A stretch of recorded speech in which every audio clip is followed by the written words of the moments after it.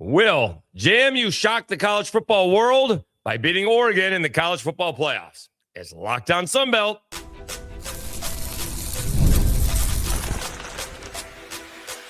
You are Locked On Sunbelt, your daily podcast on the Sunbelt Conference, part of the Locked On Podcast Network, your team every day. All right, Dave Schultz, Locked On Sunbelt, your teams every day. Today's episode brought to you by FanDuel. If you want to be right in the middle of the action this season, visit FanDuel.com and place your NFL live bets all season long.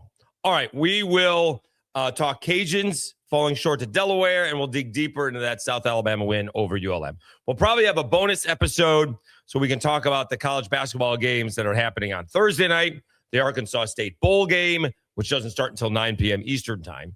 And then we'll look ahead to the Saturday basketball games as well. So maybe a bonus episode on Saturday morning. All right. Also, your thoughts on no light behind me. Looks to be better lighting. I don't know if it's freaking everybody out. It's kind of freaking me out. So let me know what you guys think.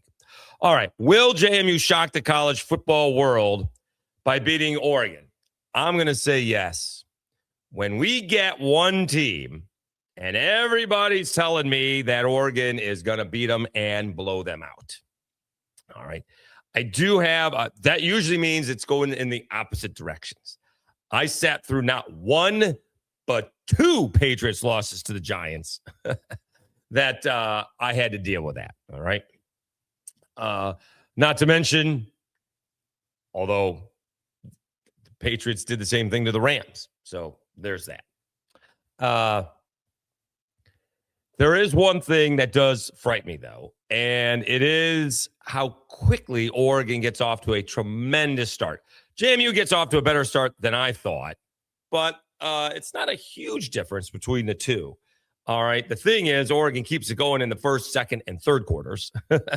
Fourth quarters, they're already blowing the team out is the thing. So I thought James Madison did not get off to a good start, and they do. They outscored their opponents 96-33 in the first quarter. So that's 60 points, 63 points. Oregon outscores their opponents 105-27. So that's about, that's almost 80. All right.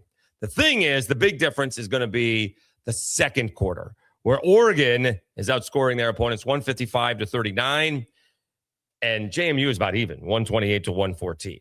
Now, the difference between these two is this JMU's actually scored more points because they kept it going on in the fourth quarter, whereas I think Oregon kind of didn't. Also, Oregon had some low-scoring games because of some weather.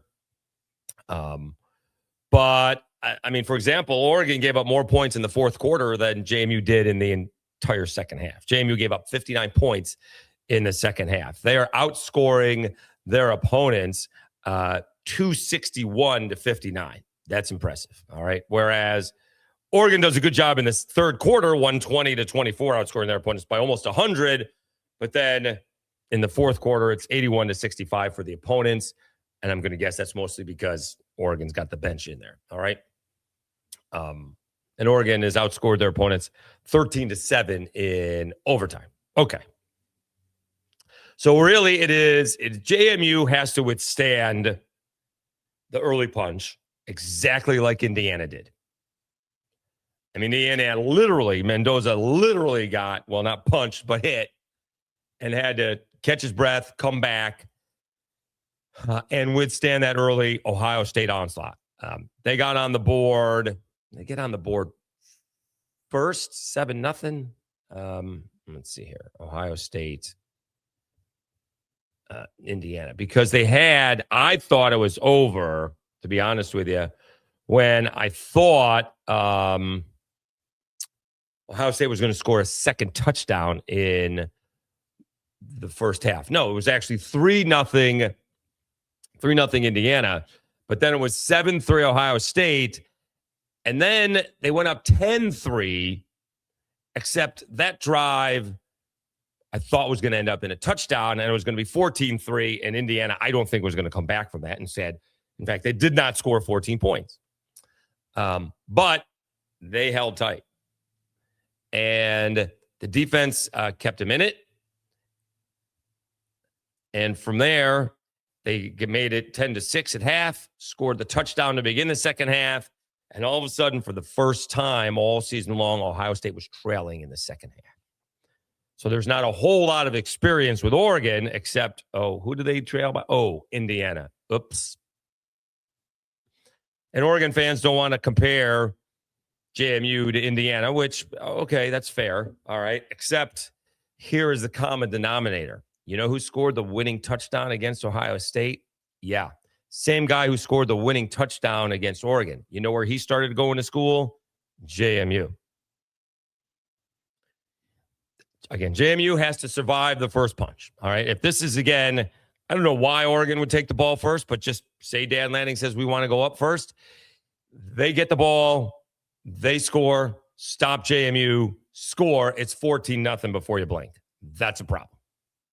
I don't think JMU is going to be able to come back from that outside of turnovers and some meltdowns. Although you can come back from that, right? You can, if you can move the ball down and get a touchdown and make it 14-7 and get a stop, and then you can, get back in the ball game. It's not impossible, right? We saw the Bills do it against the Patriots. Great. But you'd rather not fall behind 14-0 because that's when composure and, people can panic and it's not a good recipe. All right. But Indiana fell behind 10-3, made it 10-6 at half, and all of a sudden they're in a ball game. And I'd love to know how many people picked Indiana to win that game. In fact, I think I heard Urban Meyer say on the game, you're not beating Ohio State with field goals. You need touchdowns. Now, coach was right because they scored a touchdown, but they beat them.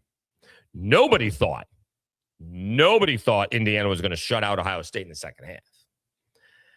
I could go back and look at those Fox guys, but I presume they all picked Ohio State to win the ball game, and then they picked them again to begin, at halftime, that Ohio State was going to run away with it, and that's not what happened. All right. So I think Indiana shocking Ohio State, despite being the second team in the nation, number 2 team in the nation, going to Oregon and beating them, no one believed. I believe. All right. And you can bet, you don't need the bulletin board material. JMU's hype video is everybody who says they don't belong. That can get you hyped up. That can get you raring to go. All right. Now, how big is this? Now, obviously, it's a very loud stadium, but it is not. It's not like 100,000, right? Let's see here.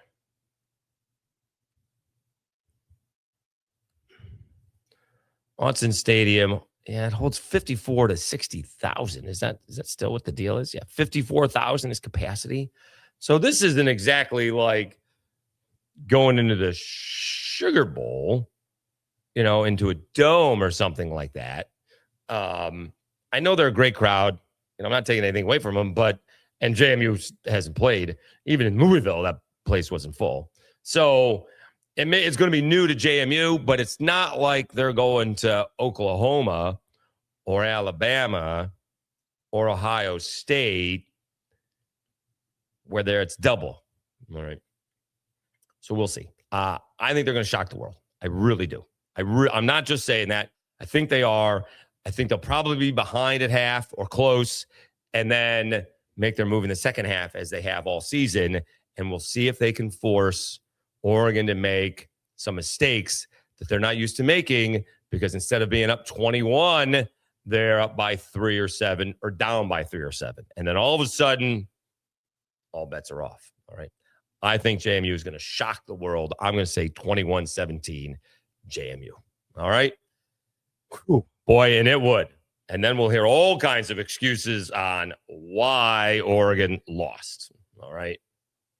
All right. Meanwhile, Cajuns fall short to Delaware. I see a lot of positives, and we're talking to Cajuns fans on this as well. We'll do about it. We'll talk about it when we come back. Right after I tell you about Wayfair and FanDuel.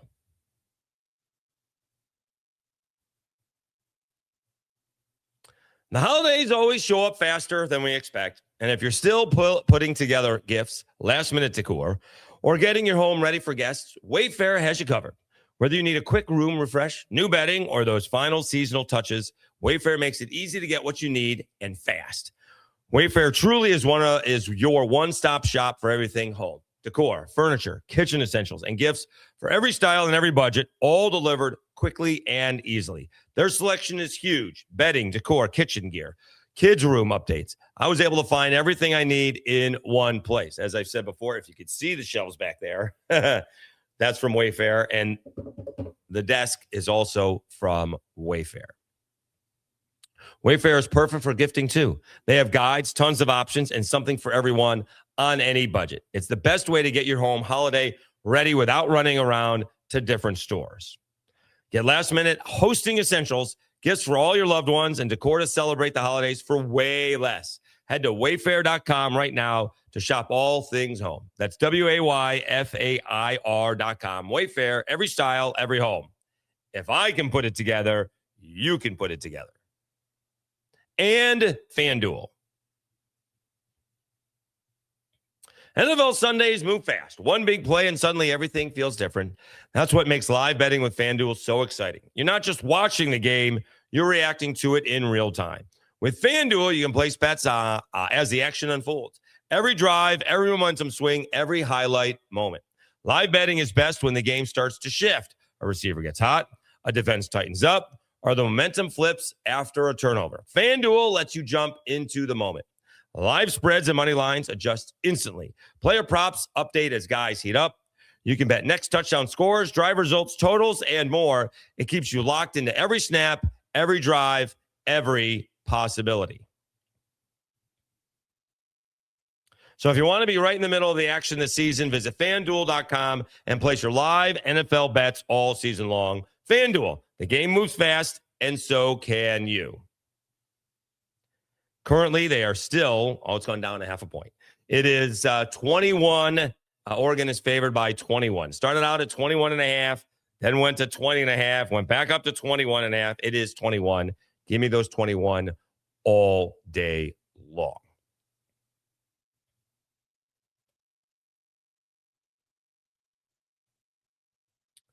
All right, Dave Schultz, Locked On Sunbelt, your teams every day. Again, we'll have a bonus edition, bonus episode on Saturday to cover Arkansas State's bowl game and the games that are going on now in college basketball, and we'll preview Saturday's basketball as well. All right. Cajuns fall to Delaware 20-13. Tough ball game for the Cajuns. Could not get the running game going, although maybe they did. I'd like to see where those rushing yards are. 158 yards on the ground. That's not bad. They did throw for 176. I mean, Delaware outgained them by 1 yard, 335 to 334. And as I mentioned on the recap Thursday, the game was lost early on when they missed a field goal, threw an interception in the end zone, and kicked a field goal. So instead of anywhere from 21 points, they had 3.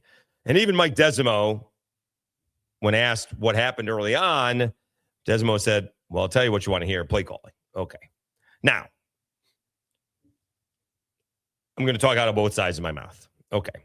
I was really glad to see Lunch under center because I thought either it was going to be a tush push or Bill Davis was going to get the foot they needed to have first and goal at the 2. All right. But as much as I didn't like the play call or certainly the execution, and really that throw has to be thrown the way it was defended before the tight end comes out of his cut. But we've all seen that play work seamlessly where the tight end is wide open. No one's covering the tight end. So you got to give credit, hat tip to the Delaware defender who defended it, did his job, and not only prevented the catch, but caught an interception. All right. So, the other team's trying to. All right. So, the Cajuns tried to sucker them into a run, ended up being play action. Maybe you set up something that it goes the other way because you can roll out to the right, have one tight end going that way, and then having a tight end from the other side, or maybe two tight ends on one side, and have him crossing, and he's usually wide open on the left. Okay. Meanwhile, Delaware hit like two big plays all game. All right. They converted a 3rd and 15 into a touchdown, which is disappointing because you had a big loss on 2nd down, and they only rushed 4, which I'm really not a big fan of, on 3rd and long. And they ran for, what was it, a 51, 61-yard touchdown? They ran for a long touchdown. Let me see if I can find it. Joe Silver ran for a 61-yard touchdown run. Okay. I will say Delaware had a couple of big catches in the second half, especially on that first drive. Wide receiver was covered, and he made a catch. Then later on in the second half, different wide receiver made a catch. I don't think he had a catch since November, and he got hammered and still caught the ball. I mean, again, they're trying. All right. Cajuns found themselves down 20-3 halfway through the third quarter. And yet, they had the ball with just over 3 minutes left to go on their own 40-yard line. They had a shot to tie the ball game up, and I'm going to guess that if they got in a touchdown, Desimo was going for 2. We don't need the overtime. All right. And so this is going to be my complaint, I guess mostly the Cajuns fans. All right. That was a heck of a ride that team gave you. You want bad. You think 6-7 is bad. They were 2-6. That could have been a 2-10 or a 3-9 team. That's bad. All right. Call me when the basketball team gets to 6 wins. The basketball team. Because they're going to challenge, which I believe, I could be wrong. I don't know how long they've been playing there, but the numbers that I saw, season low in wins is 7 for the basketball team. Call me when the basketball team matches the football team in wins. That's going to be bad. All right. They went on the road twice in the Sun Belt, beat Arkansas State, who was going for a bowl game, beat South Alabama, who was still looking at a bowl game at that point in time. They were blowing out Texas State before hanging on and had to go to overtime as Monroe played their best ball game all year. The original starting quarterback had to come off of the bench to lead them to a victory in overtime. I think it was a heck of a ride. All right. And I'm not too worried about it's disappointing losing the bowl game, but that's a bonus thing. All right. And here's the other thing I don't get. People are making way too big a deal out of this. Okay. Especially in the Sun Belt where FCS teams have excelled since going to the Sun Belt. App State excelled immediately. JMU has excelled immediately. All right. And when we hear that, oh my God, the Cajuns lost to Delaware as they won a bowl game and one of the first 2 teams to win a bowl game, moving up from FCS to FBS. Okay. As if they played all FCS teams all season long and the Cajuns were their first FBS victory of the year. Now they played Delaware State because that's their rival, but I don't know how many other FCS teams they play. All right. But they're mostly beating FBS teams. All right. And again, let's not sit here and pretend that the Cajuns were 10-2 and a healthy ball club and they lost to JMU and Troy or something like that. You know, they were 6-6. They lost to Rice. All right. They were playing with a 3rd string quarterback who was playing on one wheel. The starting quarterback that was supposed to lead them to greatness wasn't nearly that good. He wasn't good against Rice, and he wasn't good when he came in a couple of times throwing some picks. And I thought there was a quarterback controversy. It doesn't appear to me to be that way. It would appear to me that Lunch Winfield would be the starting quarterback for the Cajuns next year, but we'll wait. That's a different episode. But I just thought, and the way that Desimo said, I don't care who's out, we're playing in a bowl game. Bowl games are important. This is a guy who still remembers Arkansas State playing Southern Miss in Lafayette because of Katrina in a bowl game that he didn't play in because, well, playing a bowl game in his stadium. That still eats at his craw. Is that the right phrase? And so I appreciate that. I think he's a great leader. All right. I know Marcus Freeman's probably going to get the Giants job. He's going to make millions of dollars, played for a national championship, but he's a quitter. And, there's no other way to spin it. Marcus Freeman's a quitter. Mike Desimo's not a quitter. All right? Give me Mike Desimo anytime. All right? He can coach my football team anytime. All right? You guys know I am much more of a reasons guy than an excuse guys. There's a bunch of reasons why the Cajuns went 6-6. Was play calling some of it? Sure. I still don't understand why they didn't kick a field goal on first or second down against ULM in overtime. I don't understand why they're trying to score a touchdown. Kick field goal. So there's plenty of questions to be answered or to be asked. But I think Mike Desimo did a whale of a job coaching this football. It is one of the great coaches' jobs, along with G.J. Kinney this year. Texas State lost 5 straight ball games. And they're still going bowling. They could have packed it up at any point in time. And they're going bowling. So I think those two coaches did fabulous jobs. Didn't win, didn't contend in the Sun Belt. Didn't win the Sun Belt. But I think that's pretty good coaching. That's what I think. All right. I think a bunch of people disagree with me, but that's my opinion. All right. I don't know how you need to get them healthy. I mean, I don't know what's going on in the training department, but the football team's banged up, basketball team's banged up, and the baseball team's banged up. That seems to be interesting. Okay.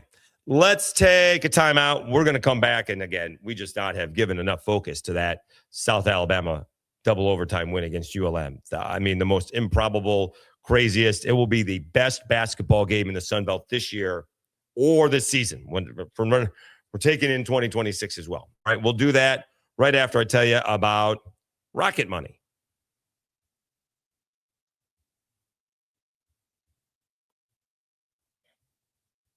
Ever feel like your money just disappears each month? It happens fast. A few subscriptions here, an impulse buy there, an expensive bottle of bourbon, and suddenly the numbers are in your bank account don't match the numbers in your head. Rocket Money helps you get clarity, track every dollar, and stay in control of your finances. Because managing your money shouldn't feel like a second job. Rocket Money does the heavy lifting for you so you can save more and stress less. Rocket Money finds subscriptions you forgot you were paying for and helps you clean them up quickly. Seeing all your spending on one dashboard makes it easier to understand where your money is going. I like how Rocket Money automatically builds budgets based on past spending. It keeps you on track without overthinking it. Take control of your finances and cancel your unwanted subscriptions with Rocket Money. Go to rocketmoney.com/lockedon today. That's rocketmoney.com/lockedon. rocketmoney.com/lockedon.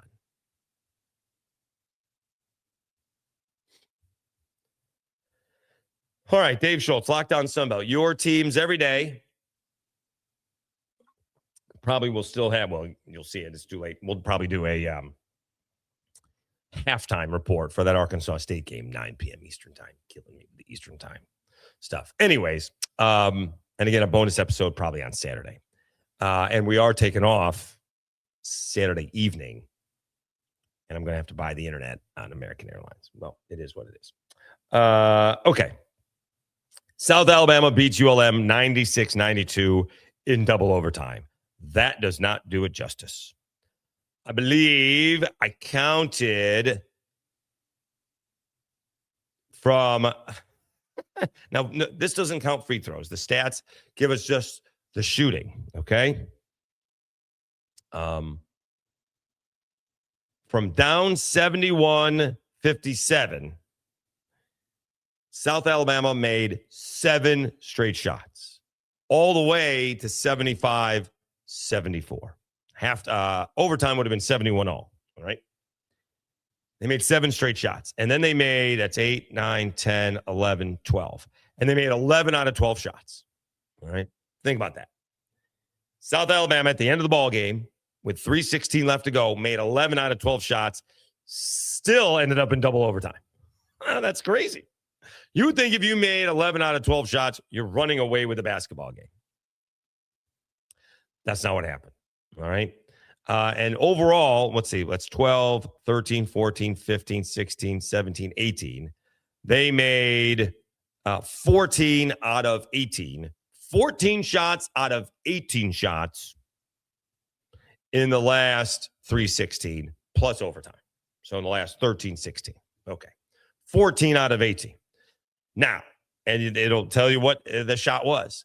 They either took a three-pointer or a layup. They have jumpers in there, but they didn't take one.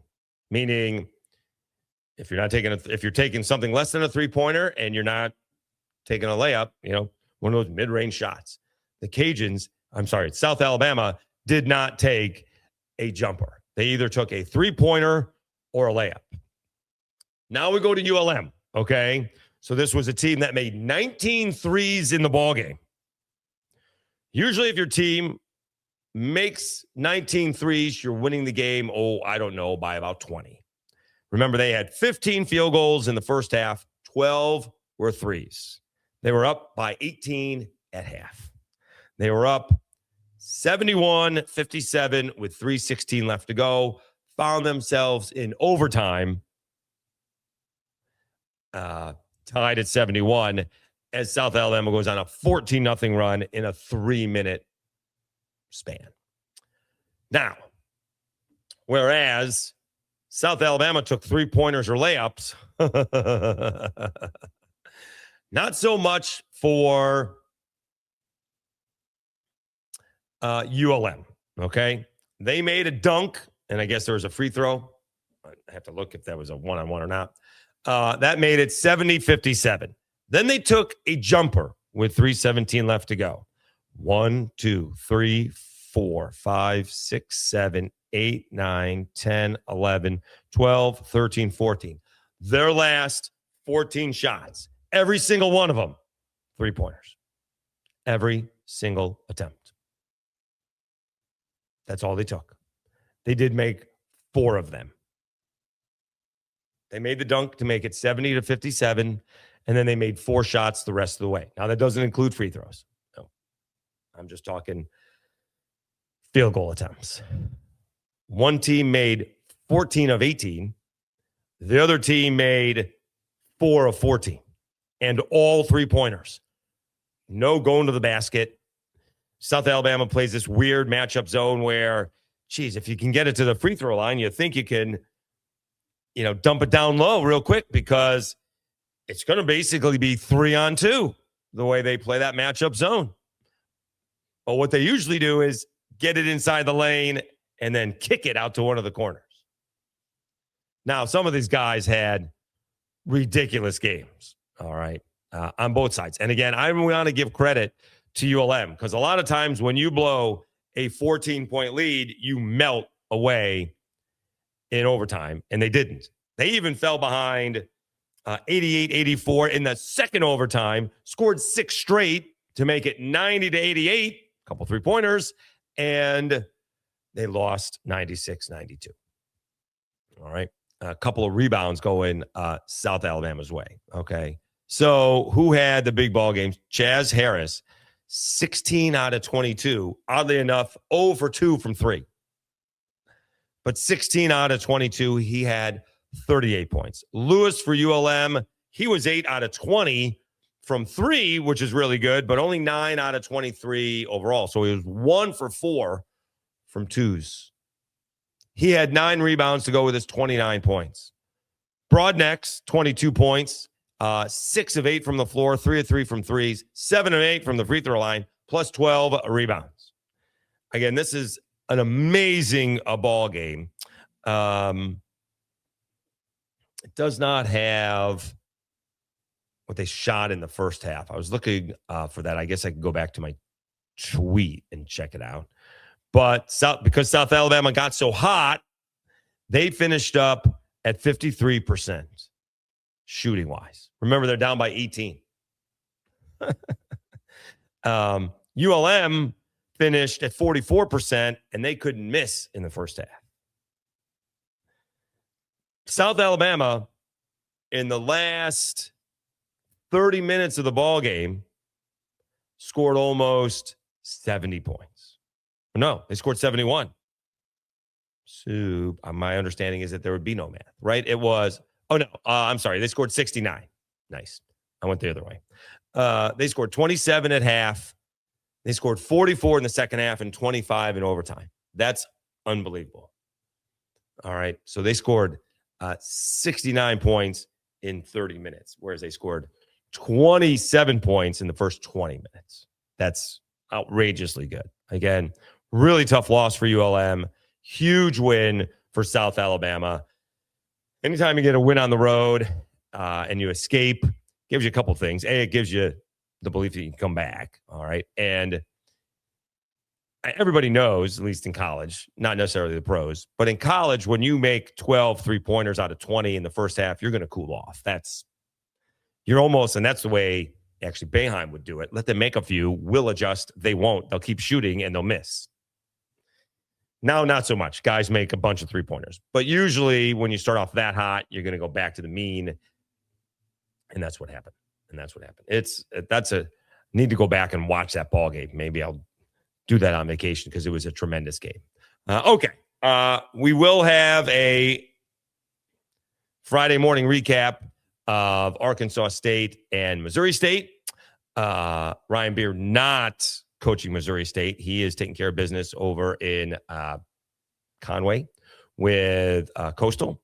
And we'll see if Butch Jones can make it 2 bowl wins in a row, right? That's what's happened. All right. And then we'll do basketball. I know there's 3 games last night and, full slate on Saturday. And so we'll have that bonus episode on Saturday morning for us to talk about. All right. Let me know what you guys think of JMU and Oregon. I'm picking them 21-17. I'm going to buy into the JMU Kool-Aid. All right. They're going to shock the college football world. Nick Saban putting his foot into it like it's a AAA club, as if he hadn't lost to ULM and Utah, but he only lost to Utah. You know what the excuse was? Well, they weren't playing for a national championship, so Alabama didn't care. Tough. They got their butts kicked when Utah was a G5 squad. Got their butts kicked. All right, let's take, we're done, actually. We're not taking a timeout. We're taking a timeout to come back later on the next day. All right? Thank you so much for tuning in. Really do appreciate it. Actually, most of the people who commented from Oregon were really respectful. They think they're going to win. Of course, I certainly don't blame them. Everyone is, I don't know who the cocky JMU fans are. JMU Sports News is having fun. I'm not sure cocky is the right way of doing it or saying it. I told the person who was in there, there's only one person being cocky, and it's you. All right. So appreciate it. Thank you so much. Should be a whale of a football game. I'm hoping it's a whale of a football game. And we'll talk about it later on. All right. So we'll see you again on Saturday. Thank you so much for tuning in to Locked On Sunbelt, your teams every day. Enjoy the football and basketball. We'll talk to you again soon.